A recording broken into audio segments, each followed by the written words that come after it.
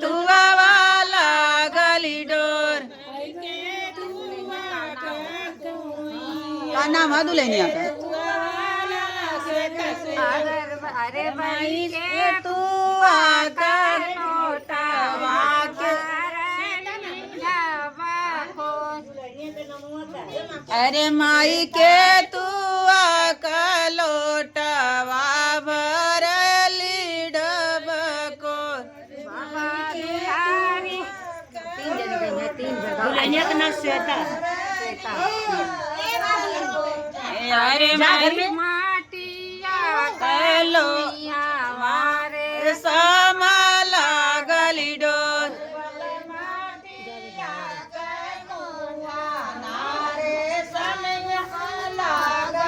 अरे माई माटिया का कुइया वारे समकला गली डोर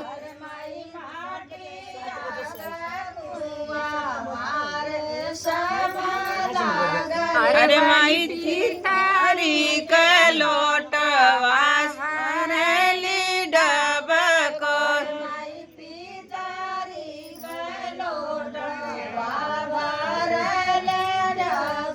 बाबा दुलारी हो दुलहिनी दे सोहाग बड़े तो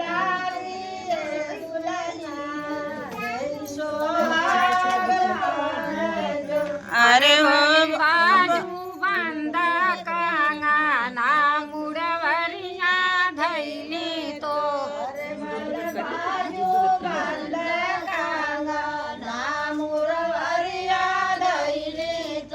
अरे माई बाजू बंद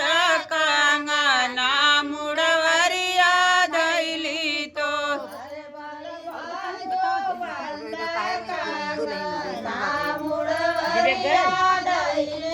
रोई रोई कहली दूता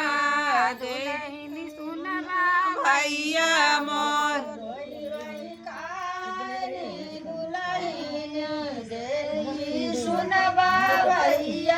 अरे बली बाजू बंदा कंगना हरौआ ले गजो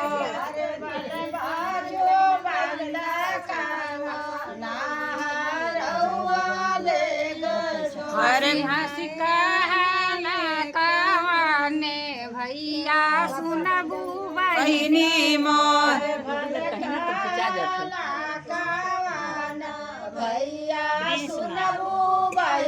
अरे माई हसी हसी कहे भैया सुनबू बहिन मोर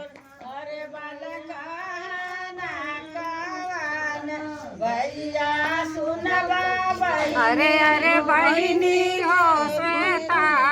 बहिनी छनवा कर तू थो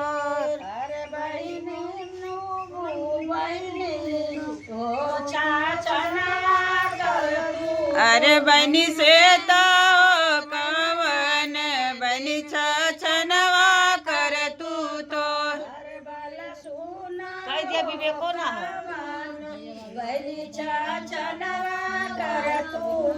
अरे अरे भैया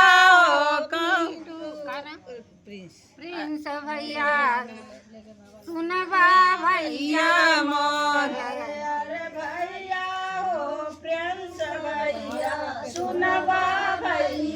अरे भैया प्रिंस भैया सुनवा बतिया मोर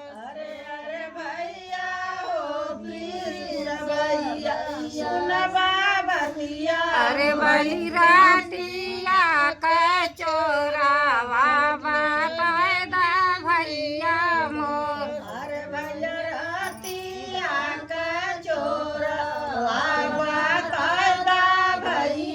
अरे बल रातिया का चोरवा बता दा भैया मोर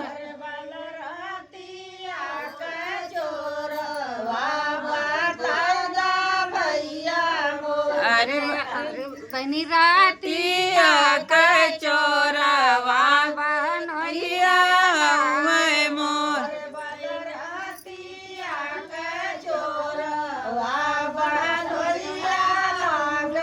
अरे बलरतिया के चोरवा बहनोइया बनई मोर जो पापा